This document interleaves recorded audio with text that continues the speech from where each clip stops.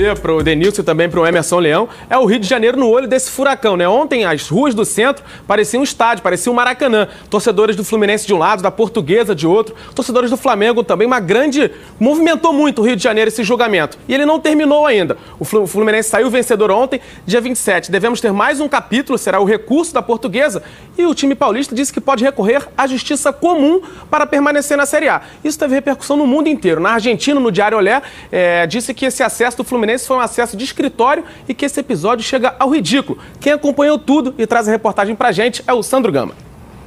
Clima de decisão, policiamento, até torcedores ligados no resultado. Torcida empolgada.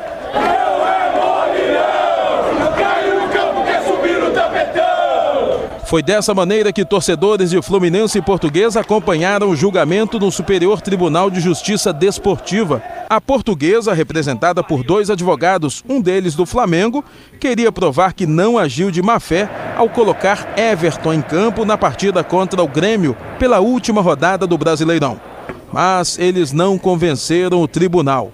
Por unanimidade, a Lusa perdeu 4 pontos, caiu para a 2ª divisão e o Fluminense permaneceu na Série A. O sentimento é o sentimento de perca. Que adiantou eu lutar tanto, brigar tanto, fazer tudo pelo clube, passar tudo que eu passei para chegar em 12º. Depois, com o erro primário que fizeram aí, a gente cai. Cadê a competição? Cadê o total? Por que não se mantém o que foi? Por que em 2010 o Fluminense era imoral, o Fluminense perdeu o título e hoje não é imoral a Portuguesa descer?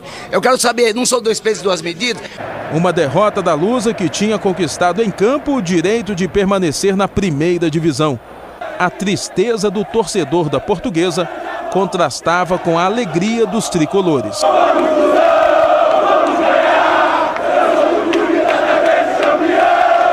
A Portuguesa ainda tem uma esperança. O clube vai recorrer ao pleno do STJD e o julgamento deve acontecer no dia 27 de dezembro. Zanfolim, a torcida da Lusa pode esperar que vai vir o recurso então, dia 27 de dezembro? Com certeza, o presidente já deixou bem claro ali que vai recorrer e a esperança é grande, né? Que o Tribunal Pleno entenda que o artigo 214 não é um ato, quer dizer, uma conduta, uma mera conduta, que ele pode ocorrer em razão de bobagens, em razão de circunstâncias, em razão do resultado da partida e uma série de coisas que nós levantamos aqui. Tá vendo o tapete caro aquele, hein? Agora, Leão, vou fazer pra você a pergunta que é a nossa pesquisa hoje. Pode colocar Mário 40 no ar, a gente vai mostrar agora. Foi justo o resultado do julgamento que salvou o Fluminense? Sim, 8% e 92% não. E essa é a pergunta pra você, Leão. Vou responder de uma outra maneira. É justo você cumprir o regulamento? É. O tribunal cumpriu o regulamento. Agora, a Portuguesa não se entendeu internamente e, por isso, ofertou um julgamento fácil. Foi tão fácil que foi 5-0. Não deu nem para mexer. Agora, eu acho que plede no pleno de novo e na justiça comum, que a FIFA tanto condena, aí sim existe uma possibilidade real.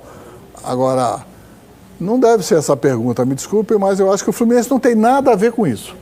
O Fluminense perdeu dentro do campo. E a Portuguesa perdeu fora do campo dela mesmo. Então, a Portuguesa que tem que se entender. O Fluminense só está na expectativa. E vai sofrer junto, porque tem o pleno, depois tem a justiça comum. Denilson. Eu tenho que concordar com o Leão. Eu venho falando isso já durante toda a semana, Renata, que você não pode burlar o regulamento. O regulamento existe antes de começar o Campeonato Brasileiro. Então, foi uma falta de comunicação entre a parte jurídica com a parte técnica da equipe da Portuguesa.